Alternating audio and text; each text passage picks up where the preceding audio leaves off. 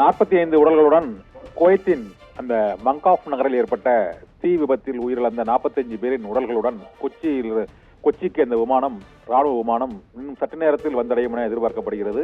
கொச்சி விமான நிலையத்தில் உயிரிழந்தவர்களின் உறவினர்கள் அங்கு குழுமி இருக்கிறார்கள். சோகத்தோடு அந்த உடல்களை பெற்றுக் கொள்வதற்காக அவர்கள் குழுமி இருக்கக்கூடிய அந்த காட்சியை தான் நாம் பார்த்து கொண்டிருக்கிறோம்.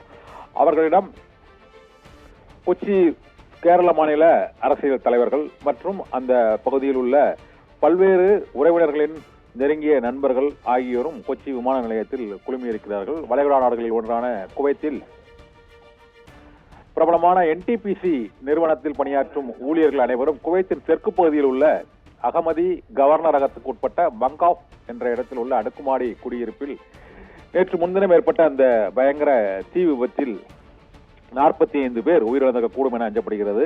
அந்த 45 பேரின் உடல்களுடன் இந்திய ராணுவ விமானம் குவைத்துக்கு சென்று அங்கிருந்து அதிகமானோர் உயிரிழந்த கேரள மாநிலத்தைச் சேர்ந்தவர்கள் சுமார் 25 பேர் உயிரிழந்திருக்கக்கூடும் என அஞ்சப்படுகிறது. அவர்களது உடல்களுடன் கொச்சிக்கு அந்த விமானம் இன்னும் சற்று நேரத்தில் வர இருக்கிறது. அதற்காகத்தான் அங்கு குழுமி இருக்கிறார்கள். அங்கு தமிழக வெளிநாடு வாழ் நலத்துறை அமைச்சர் செஞ்சி மஸ்தான் தற்போது கொச்சிக்கு சென்றிருக்கிறார். தமிழகத்தைச் சேர்ந்த 7 பேர் அதில் உயிரிழந்திருக்க கூடும் என்பதால் அந்த அவர்களது உடல்களை பெற்றுக் கொள்வதற்காகவும் அந்த உடல்களை தமிழகத்தில் அந்தந்த மாவட்டங்களுக்கு அனுப்பி வைப்பதற்காகவும் அமைச்சர் செஞ்சி மஸ்தானும் கொச்சி விமான நிலையத்திற்கு சென்றிருக்கிறார்.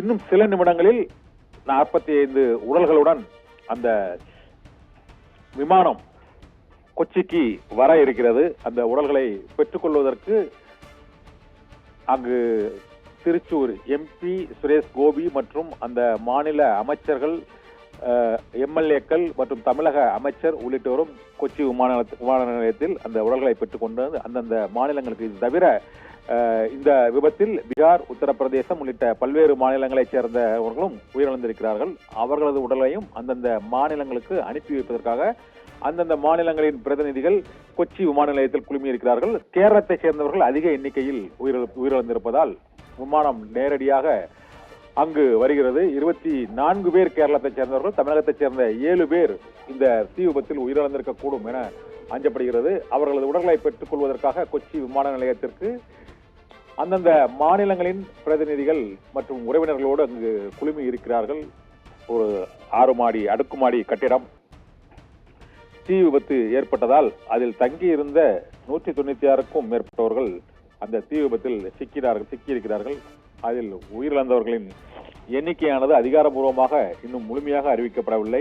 இருந்த போதிலும் உயிரிழந்தவர்களின் உடல்களுடன் இந்திய ராணுவ விமானம் குவைத்தில் இருந்து சற்று நேரத்தில் கொச்சிக்கு வருகிறது. இதில் 7 பேர் தமிழர்கள் என்பது கண்டறியப்பட்டிருக்கிறது.